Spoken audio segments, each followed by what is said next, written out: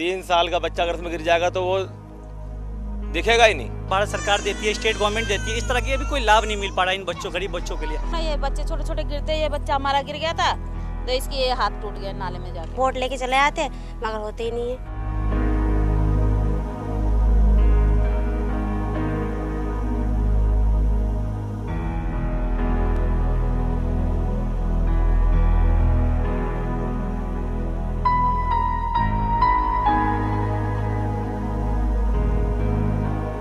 नमस्कार, मैं हूं आमीन अली। अगर आप मुझे देख के ये सोच रहे हैं कि मैं किसी कूड़े घर में आया हूं वहां की रिपोर्टिंग करने, तो आपका अंदाज़ा बिल्कुल गलत है। आज मैं आपको ऐसे लोगों की ज़िंदगी से रूबरू कराने जा रहा हूं जिनके बारे में आपने देखा है, सुना है, जाना है, लेकिन इनकी ज़िंदगी में कितना दर्द और परेशानियां हैं ये कभी महसूस नहीं किया। हम बात कर रहे हैं ओखला में बटला हाउस के पास स्थित मलिन बस्तियों की। ये वो मलिन बस्तियां हैं जिनमें कभी कोई राजनेता, सांसद, विधायक और सरकारी हुक्मरान झांकने भी नहीं आते। ध्यान से देखिए इन लोगों को और इनके घरों को। इनके घरों के चूल्हे इनकी दिन भर की जद्दोजहद के बाद जलते हैं। इनके पास मूलभूत सुविधाओं के नाम पर कुछ भी नहीं है। न रहने को घर, न खाने को खाना, न बिजली, न पानी, न स्वास्थ्य, और न ही इनके बच्चों के लिए शिक्षा। यहाँ पे कम से कम 1 महीने में भी एमसीडी वाला है कूड़ा उठा लें, नहीं उठाते। कुछ भी नहीं है, ना पढ़ाई की फैसिलिटी है, ना लाइट की फैसिलिटी इतनी है, और ना ही क्या नाम है यहाँ पे सीवर वगैरह कुछ डले हुए हैं।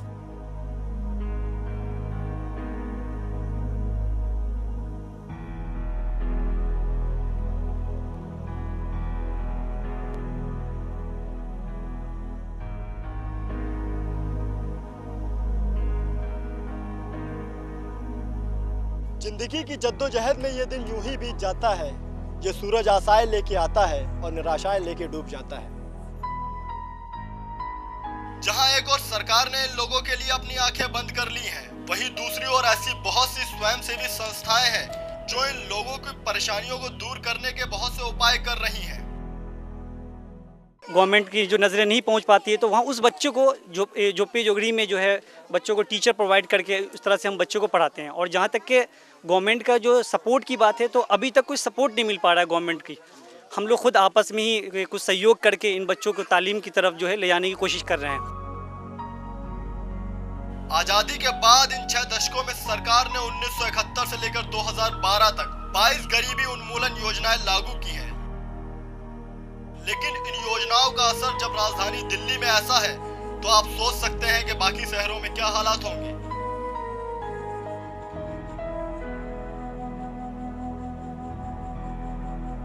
ये लोग जो इन बस्तियों में रहते हैं, इनका सवाल है हमारी सरकार से कि आखिर क्यों सरकारी योजनाएं कागज तक ही सीमित हैं। आखिर क्यों जो पैसा इन लोगों के लिए पास होता है वो इन तक नहीं पहुंचता। सवाल तो कई हैं इनके, लेकिन शायद जवाब देने वाला कोई नहीं। कैमरामैन आशिक के साथ आमीन अली, जामिया न्यूज़।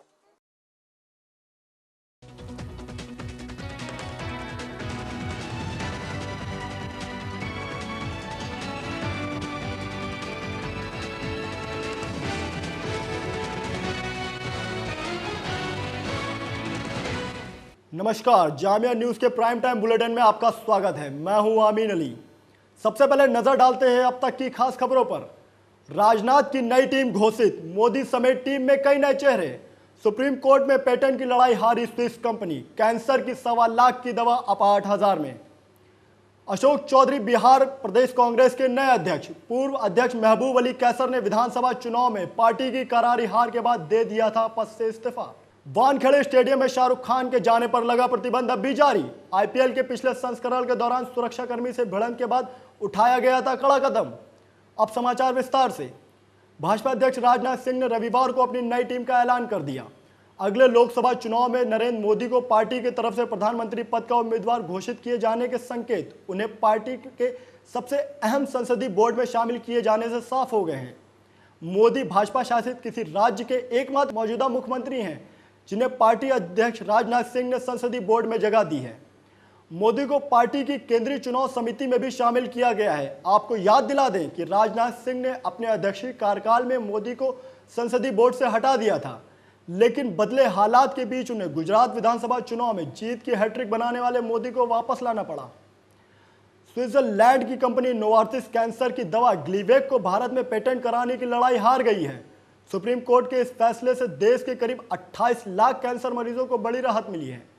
भारतीय कंपनियों द्वारा बनाई जाने वाली जेनरिक दवाओं की महीने भर की खुराक फिलहाल महज 8,000 रुपए की है। यदि नोवार्टिस केस जीत जाती तो यह खुराक 1.25 लाख रुपए की हो जाती। साथ ही अगले 20 साल तक दवा के उत्पादन का अधिकार भी सिर्फ नोवार्टिस के पास रहता। युवा दलित नेता अशोक चौधरी बिहार प्रदेश कांग्रेस के नए अध्यक्ष बनाए गए हैं। चौधरी पार्टी उपाध्यक्ष राहुल गांधी के करीबी माने जाते हैं। उन्हें महबूब अली कैसर की जगह अध्यक्ष बनाया गया है। महबूब अली कैसर विधानसभा चुनाव में पार्टी की करारी हार के बाद 2.5 साल पहले ही पद से इस्तीफा दे दिया था। अशोक चौधरी महादलित हैं। महादलित दलितों का एक उपसमूह है जिसे लुभाने का प्रयास बिहार की हर एक पार्टी कर रही है। चौधरी बरबीघा से विधायक है। बरबीघा से उनके पिता और कांग्रेस के वरिष्ठ नेता महावीर चौधरी भी 9 बार विधायक रह चुके हैं। मुंबई क्रिकेट संघ द्वारा कोलकाता नाइट राइडर्स के मालिक शाहरुख खान पर लगाया गया 5 साल का प्रतिबंध जारी रहेगा और वे इस साल वानखेड़े स्टेडियम में मुंबई इंडियंस के खिलाफ अपनी टीम के मैच नहीं देख सकेंगे। शाहरुख के वानखेड़े स्टेडियम समेत एमसीए परिसर में प्रवेश पर 5 साल का प्रतिबंध है। विलासराव देशमुख की अध्यक्षता वाली एमसीए की प्रबंधन समिति ने पिछले साल 18 मई को यह फैसला लिया था, जब शाहरुख वानखेड़े स्टेडियम में सुरक्षा कर्मियों से भिड़ गए थे। शाहरुख ने हालांकि बदसलूकी जैसे किसी बर्ताव का सरासर खंडन किया था। अब तक के समाचार में केवल इतना ही। बने रहिए हमारे साथ। दीजिए मुझे इजाजत। नमस्कार।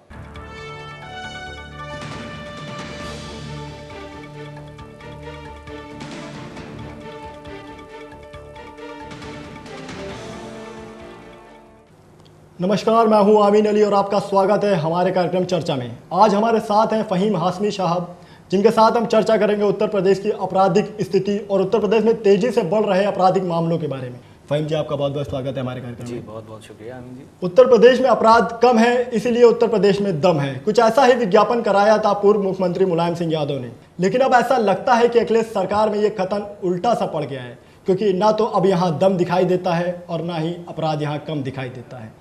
उत्तर प्रदेश की स्थिति पर अब हम विस्तार से चर्चा करते हैं अपने मेहमान के साथ। फ़हीम जी, सबसे पहले मैं जानना चाहूँगा आपसे उत्तर प्रदेश की वर्तमान आपराधिक स्थिति के बारे में। जैसा कि अभी हाल ही में ज़ियाउल हक हत्याकांड का मामला सामने आया है, तो इस पर आपकी क्या प्रतिक्रिया है? देखिए आमीन जी, जैसा आपने कहा कि उत्तर प्रदेश में दम नहीं है क्योंकि यहाँ अपराध हो रहे हैं, मैं आपकी इस बात से सहमत नहीं हूँ। अगर उत्तर प्रदेश में दम ना होता या आप यूँ कहना चाहें कि समाजवादी पार्टी में दम नहीं होता तो हम पूर्ण बहुमत से ना आते। 226 सीटें हमने जीती और 403 सीटों में से 226 सीटें जीतना ये साबित करता है कि हमारी पार्टी में दम है। और आप जो अपराध की बात कर रहे हैं तो हमारी पार्टी के कार्यकाल के अभी 1 साल हुआ है। 1 साल में आप ये देखें कि हमने कितना ज़्यादा विकास किया है। उत्तर प्रदेश इस समय उत्तर प्रदेश तीव्रतम विकास की ओर है। आप ये देखें कि हमने किस तरह से जो है एजुकेशन सिस्टम में बदलाव लाने की कोशिश की है, किस तरह से जो हमने शुगर केन के रेट्स जो हैं, जो गन्ना है उसके रेट्स किस तरह से बढ़ाए हैं ताकि जितने भी किसान हैं उनको ज़्यादा से ज़्यादा फ़ायदा पहुँच सके। किस तरह से हमने जो है हॉस्पिटल, सैनिटेशंस और जितने भी जो है हमारे पास पर्यटन विभाग है, सबको अच्छी तरह से अपने रिसोर्सेज को यूटिलाइज करने की कोशिश की है। और अब आप देख सकते हैं कि पिछले वर्ष के मुकाबले इस वर्ष में एग्रीकल्चर रेट हमारा बढ़ा है और जीडीपी भी बढ़ने की राह पर है। जी फ़हीम जी, मैं आपको बता दूं कि विकास के साथ साथ आप अगर आपराधिक मामलों पर भी नजर डालें तो ये भी बहुत तेजी से बढ़ रहे हैं। तो इसका क्या कारण हो सकता है कि भी राजा भैया का मामला सामने आया? न सिर्फ अगर हम राजा भैया की बात करें, बल्कि अगर सपा सरकार के विधायकों की बात करें तो 224 में से 111 यानी लगभग आधे विधायक और 46 में से 27 मंत्री आपराधिक पृष्ठभूमि से हैं, जिन पर किसी न किसी मामले के मुकदमे चल रहे हैं। क्या ये सब बातें इस बात की ओर इशारा नहीं करती कि आपकी सरकार में अपराध तेजी से बढ़ रहा है? देखिए आमीन, बेहद मुनासिब आपका सवाल। जो डीएसपी ज़ियाउल हक की हत्या के बाद बहुत तेज़ी से उठा ये अपराध का मामला, लेकिन मैं आपको बताना चाहूँगा कि दोषियों पर कार्रवाई करने के लिए हम प्रयासरत हैं और हम उन्हें देख रहे हैं कि किस तरह से जो है हम ज़्यादा से ज़्यादा जो है उन्हें कटघरे में ला सकते हैं और जो भी दोषी अफसर हैं उन्हें छोड़ा नहीं जाएगा।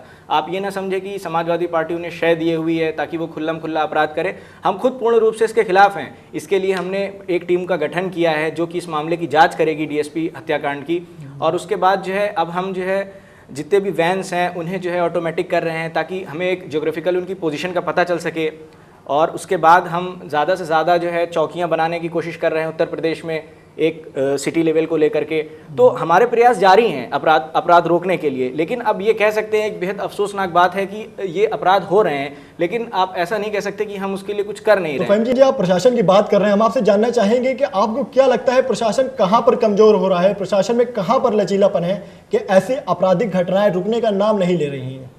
देखिए, मैं आपको ये बताना चाहता हूँ कि हमारे शासन से पहले 5 साल बसपा का शासन था जी ना, तो उस वक्त में ये सब चीज़ें, वो शासन नहीं, मैं तो उसे कुशासन कहूँगा ना। उस वक्त में प्रदेश का बिल्कुल भी विकास नहीं हुआ, जीडीपी रेट उस स्टेट का बिल्कुल गिर गया, एजुकेशन रेट भी ज़्यादा बढ़ा नहीं, और किसानों ने भी आत्महत्याएं की, मतलब कि वहाँ पर कुछ भी विकास नहीं हुआ। विकास के नाम पर मायावती जी ने मूर्तियाँ बनवाई, और आप देख सकते हैं इस बात से तो आप भी जो है राजी रहते हैं कि 2000 करोड़ की मूर्तियाँ थी वो, तो 2000 करोड़ रुपए कम नहीं होते हैं, और उसके बाद अपराध भी उनके राज्य में बढ़ा।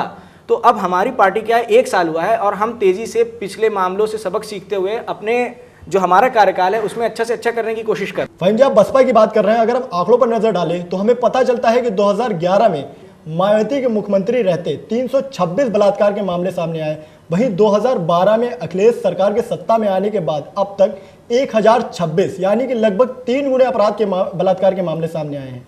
तो ये सब बातें इसी बात की ओर इशारा करते हैं कि वाकई में अपराध तेजी से बढ़ रहा है उत्तर प्रदेश में। देखिए आमीन जी, आप एक उत्तर प्रदेश का नाम लेकर अपराध का और बलात्कार का और जो भी आपने कहा कि किस तरह से क्राइम रेट बढ़ रहा है, तो आप इसमें सिर्फ उत्तर प्रदेश को नहीं ले सकते। ये एक विश्वव्यापी समस्या है, ये पूरी दुनिया में हो रही है। बलात्कार के केसेस पूरी दुनिया में बढ़ रहे हैं, बलात्कार के केसेस इंडिया में बढ़ रहे हैं, बलात्कार के केसेस ऐसा नहीं है कि सिर्फ यूपी में बढ़ रहे हैं, हर स्टेट में बढ़ रहे हैं। तो इसीलिए मैं आपको चलते चलते मैं आपसे एक सवाल लेना चाहूंगा कि भविष्य में आपराधिक गतिविधियों को रोकने के लिए आपकी सरकार कौन से कारगर कदम उठा रही है, कौन सी रणनीति वो अपना रही है इस टाइम? देखिए आमीन जी, मैं आपको बताना चाहूँगा कि भविष्य के लिए हमने बहुत सारे प्लान बना रखे हैं जी, और वो प्लान स्टेट लेवल से लेके डिस्ट्रिक्ट लेवल से लेकर के और वो पूरा फैलकर पूरे स्टेट लेवल में आएंगे। तो उसके लिए हमने चौकियों की रेंज को थोड़ा कम किया है। जहाँ पर जो है 1 स्क्वायर किलोमीटर में 3 चौकियाँ होती थी, तो वो हमने उसे ज़्यादा करने की कोशिश की है। और हमने सर्विलांस लगाया है, सर्विलांस सिस्टम को अपग्रेड किया है, जीपीए लगाया है, जिससे कि हमें ज्योग्राफिकल पोजीशन का पता चल सके कि कोई वैन इस टाइम किस डायरेक्शन में है, पुलिस अपनी सही कार्रवाई कर रही है कि नहीं। और एक टीम, एक हेड ऑफिसर ऐसा बनाया है कि जो उन्होंने कार्रवाई की है पुलिस वालों ने, उनकी टीम ने, उसकी समीक्षा कर सके। तो इस तरह से हम प्रयासरत हैं इसको करने के लिए, और आशा है कि ये जल्दी हम उत्तर प्रदेश देखेगा कि हम क्राइम में बहुत कम है। फहीम जी, आपका हमारे कार्यक्रम में आने के लिए बहुत बहुत शुक्रिया। जी, बहुत शुक्रिया। उत्तर प्रदेश की जनता चाहती है एक ऐसी सरकार जो उसकी सुरक्षा की पूरी जिम्मेदारी ले सके, उसे रोजगार प्रदान कर सके और उसकी मूलभूत समस्याओं का निवारण कर सके। फिलहाल तो अखिलेश सरकार को 1 वर्ष ही पूरे हुए हैं। अब देखते हैं कि आने वाले 4 वर्षों में सरकार अपने वादों पर कितना खरा उतरती है, ये तो वक्त ही बताएगा। फिलहाल दीजिए हमें इजाज़त, नमस्कार।